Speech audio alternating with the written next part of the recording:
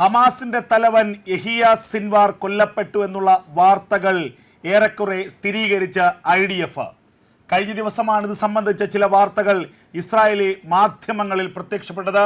ഇതിന് പിന്നാലെ ഉള്ള ചോദ്യങ്ങൾക്ക് IDF വക്താവ് ഡാനിയൽ ഹഗാരി ഇതിനെ നിഷേധിക്കാൻ തയ്യാറായിട്ടില്ല എന്നുള്ള വിവരമാണ് പുറത്തു വരുന്നത്. ഗാസയിലെ തുരങ്കത്തിനുള്ളിൽ ഒളിച്ചിരിക്കുകയാണ് യഹിയ സിൻവാർ. ഒക്ടോബർ മാസം 7-ന് ശേഷം യഹിയ സിൻവാറിന്റെ ഒരേ ഒരു ദൃശ്യം മാത്രമാണ് പുറത്തു വന്നത്. ടെഹ്റാനിൽ, ഇറാന്റെ തലസ്ഥാനമായ ടെഹ്റാനിൽ ഇസ്മായിൽ ഹനിയ ഇസ്രായേലിന്റെ ആക്രമണത്തിൽ കൊല്ലപ്പെട്ടതിന് പിന്നാലെയാണ് യഹിയ സിൻവാറിനെ ഹമാസിന്റെ പോളിറ്റ് ബ്യൂറോ തലവനായി തിരഞ്ഞെടുത്തത്. ഇതിനുശേഷവും യഹിയ സിൻവാറിനെ കുറിച്ചുള്ള ഒരു വിവരങ്ങളും പുറത്തു വന്നിരുന്നില്ല. പ്രത്യേകിച്ച് യഹിയ സിൻവാർ എവിടെ ഉണ്ടെന്നോ യഹിയ സിൻവാറിൻ്റെ ശബ്ദമോ ചിത്രമോ ദൃശ്യമോ വീഡിയോയോ ഒന്നും തന്നെ കഴിഞ്ഞ കുറേ കാലമായി പുറത്തു വരില്ലായിരുന്നു. യഹിയ സിൻവാർ ഗാസയിലെ തുരങ്കത്തിലുണ്ടെന്നും ആ തുരങ്കത്തിൽ വെച്ച് നിർദ്ദേശങ്ങൾ നൽകുകയാണെന്നുമുള്ള വാർത്തകൾ സ്ഥിരീകരിച്ചിരുന്നു. യഹിയ സിൻവാർ എവിടെയാണ്? യഹിയ സിൻവാറിനെ കണ്ടെത്തി യഹിയ സിൻവാറിനെ കൂടി കൊലപ്പെടുത്തുക എന്ന ലക്ഷ്യത്തോടു കൂടി ഇസ്രായേലിൻ്റെ മൊസാദും ഷിൻബെറ്റ് അടക്കമുള്ള ചാര സംഘടനകളും നിരന്തരം പരിശ്രമിച്ചു വരികയായിരുന്നു.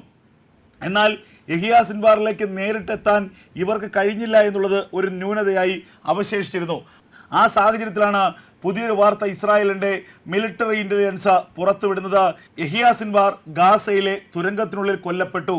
അതിരൂക്ഷമായ ഇസ്രായേലിൻ്റെ ബോംബാക്രമണത്തിൽ തുരങ്കങ്ങൾ തകർന്ന് അതിനുള്ളിൽ ഉണ്ടായിരുന്ന യഹിയ സിൻവാറും കൂട്ടാളികളും കൊല്ലപ്പെട്ടു എന്ന വിവരമാണിപ്പോൾ ഇസ്രായേലി മാധ്യമങ്ങൾ തന്നെ നൽകുന്നത്.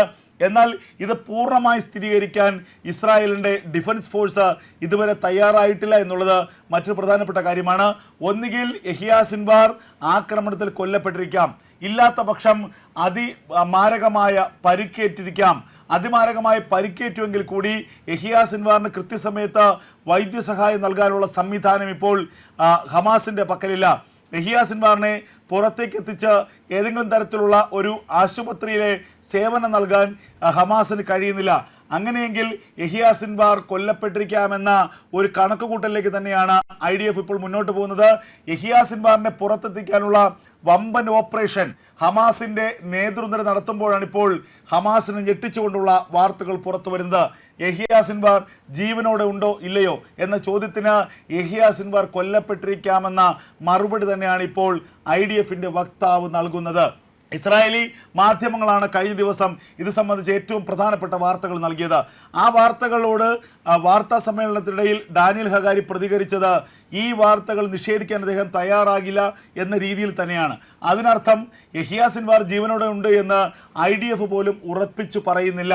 യഹിയ സിൻവാർ ആക്രമണത്തിൽ പരിക്കേൽക്കുകയോ കൊല്ലപ്പെടുകയോ ചെയ്തിരിക്കാം എന്ന കണക്കുകൂട്ടലിൽ ഉറച്ചു നിൽക്കുകയാണ് IDF. അല്ലാത്ത പക്ഷം ഇതിനു മുൻപ് തന്നെ യഹിയ സിൻവാർ ബങ്കറുകളിൽ നിന്ന് പുറത്തു വരാനുള്ള ശ്രമം നടത്തുമായിരുന്നു. ബങ്കറുകളിൽ അത്രത്തോളം കാലം കഴിച്ചുകൂട്ടാനുള്ള സാഹചര്യമില്ല. അതുമാത്രവുമല്ല, ഖാൻ യൂണിസിന് സമീപമുള്ള ബങ്കറുകളെല്ലാം തന്നെ കേന്ദ്രീകരിച്ച് രൂക്ഷമായ ആക്രമണമാണ് കഴിഞ്ഞ ആഴ്ചകളിൽ ഇസ്രായേലി സേന നടത്തിയത്. ഹമാസ് ഭീകരവാദികൾ ഒളിച്ചിരിക്കാൻ സാധ്യതയുള്ള ബങ്കറുകൾ കൃത്യമായി കണ്ടെത്തുകയും ആ ബങ്കറുകൾ കേന്ദ്രീകരിച്ച് അതിരൂക്ഷമായ ബോംബിംഗ്, ഭൂമി പിളർന്നു പോകുന്ന തരത്തിലുള്ള മാരക പ്രഹരശേഷിയുള്ള ടൺ കണക്കിന് ഭാരമുള്ള ബോംബുകളാണ് പലപ്പോഴും ഈ ബങ്കറുകൾക്ക് മുകളിലേക്ക് ഇസ്രായേലി സേന നിക്ഷേപിക്കുന്നത്.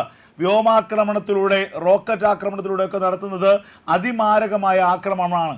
ആ അതിമാരകമായ ആക്രമണത്തിൽ ബങ്കറുകളുടെ ഭൂരിഭാഗവും ഇതിനകം തകർന്ന് തരിപ്പണമായി കഴിഞ്ഞിരിക്കുന്നു. ബങ്കറുകൾക്കുള്ളിലുള്ള ആളുകളുടെ ജീവൻ പോലും പുറത്തു വരാത്ത, അല്ലെങ്കിൽ അവരുടെ മൃതശരീരം പോലും കിട്ടാത്ത തരത്തിലുള്ള ആക്രമണമാണ് ഗാസയിൽ ഇസ്രായേലി സേന നടത്തിക്കൊണ്ടിരിക്കുന്നത്. ഇതിനിടയിൽ യഹിയ സിൻവാർ മാത്രം രക്ഷപ്പെട്ട് എങ്ങനെ പുറത്തു വരുമെന്ന ചോദ്യത്തിന് ഹമാസിൻ്റെ പക്കൽ പോലും ഉത്തരമില്ല. ഇസ്രായേലിൻ്റെ ആക്രമണം അതിരൂക്ഷമായി മുന്നേറിയ സാഹചര്യത്തിലാണ് യഹിയ സിൻവാറിനെ എങ്ങനെയെങ്കിലും ഗാസയിൽ നിന്ന് പുറത്തു കൊണ്ടുവരാനുള്ള ഒരു ശ്രമം ഹമാസ് നടത്തിയത്.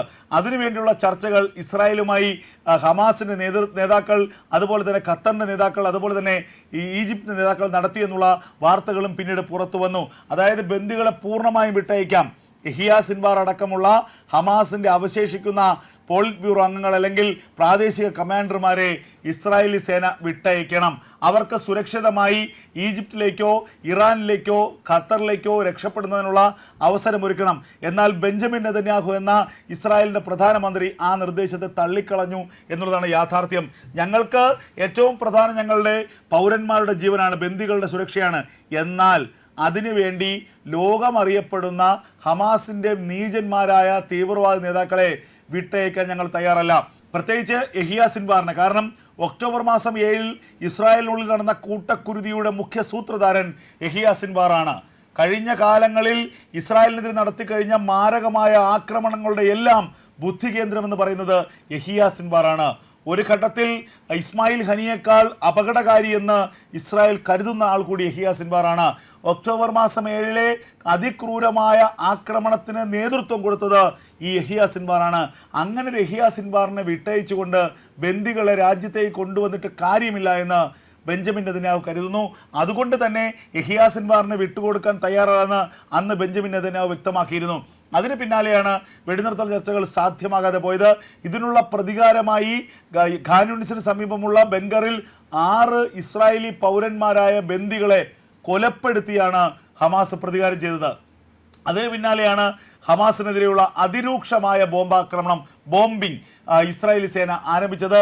ഈ ബോംബിങ്ങിലാണ് ഖാൻ യൂണിസിന് സമീപമുള്ള ബങ്കറുകൾക്കുള്ളിൽ യഹിയ സിൻവാർ അടക്കമുള്ള അവശേഷിക്കുന്ന പോളിറ്റ് ബ്യൂറോ നേതാക്കന്മാർ, പോളിറ്റ് ബ്യൂറോ തലവന്മാർ കൊല്ലപ്പെട്ടത് എന്ന വാർത്തയാണിപ്പോൾ IDF തന്നെ സ്ഥിരീകരിക്കാതെ പറയുന്നത്.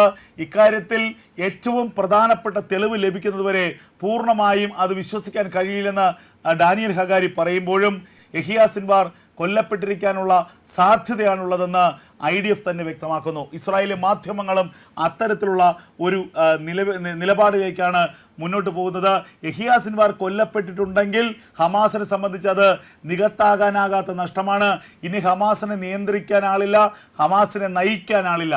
അതുമാത്രവുമല്ല, വളരെ കുറച്ച് ഹമാസിൻ്റെ ഭീകരവാദികൾ മാത്രമേ ഇനി ഗാസയിൽ അവശേഷിക്കുന്നുള്ളൂ എന്ന് ഇസ്രായേൽ തന്നെ വ്യക്തമാക്കുന്നു. അതുകൊണ്ടാണ് ഇസ്രായേൽ ഗാസയിലെ ശ്രദ്ധ അല്പമൊന്ന് കുറച്ച ശേഷം ഹിസ്ബുള്ളക്കെതിരെയുള്ള ആക്രമണത്തിൽ ശ്രദ്ധ കേന്ദ്രീകരിക്കുന്നത്. ലെബനനിലെ ഹിസ്ബുള്ള കേന്ദ്രങ്ങളൊക്കെ തന്നെ തച്ചു തകർത്തുകൊണ്ട് അതിരൂക്ഷമായ ആക്രമണം ഓരോ മണിക്കൂറിലും ഇസ്രായേൽ സേന നടത്തുന്നത് ഇനി ലക്ഷ്യം ഹിസ്ബുള്ള എന്ന് തിരിച്ചറിഞ്ഞതുകൊണ്ടാണ്. ഹമാസിൽ നിന്ന് ഇനി വലിയ പ്രതിരോധമൊന്നും ഉണ്ടാകാൻ പോകുന്നില്ല എന്നുള്ള യാഥാർത്ഥ്യം കൂടി കൃത്യമായി IDF മനസ്സിലാക്കിയിരിക്കുന്നു. ഇനി അടുത്തത് ഹിസ്ബുള്ളയ്ക്ക് ശേഷം ഹൂതികൾ, പിന്നീട് ഏതെങ്കിലും തരത്തിലുള്ള പ്രകോപനം ഉണ്ടാകുമെങ്കിൽ ഇറാനെയും കയറി അടിക്കും ഇസ്രായേൽ സേന. അങ്ങനെ പശ്ചിമേഷ്യയിലെ ഇസ്ലാമിക ഭീകരവാദത്തിനെതിരെ ഒറ്റക്കെട്ടായിട്ടുള്ള പോരാട്ടമാണ് ഇസ്രായേൽ നടത്തുന്നത്. ഒരു കുഞ്ഞൻ രാജ്യം ഒറ്റയ്ക്ക് ഈ ഇസ്ലാമിക ഭീകരതയ്ക്കെതിരെ, ഇസ്ലാമിക ഭീകര സംഘടനകൾക്കെതിരെ, അറബ് ഭീകരതയ്ക്കെതിരെ ഒറ്റയ്ക്ക് പോരാടുന്നു എന്നുള്ളതാണ് ഇസ്രായേലിൻ്റെ പശ്ചിമേഷ്യയിലെ ഇപ്പോഴത്തെ നിലപാട് വ്യക്തമാക്കുന്നത്.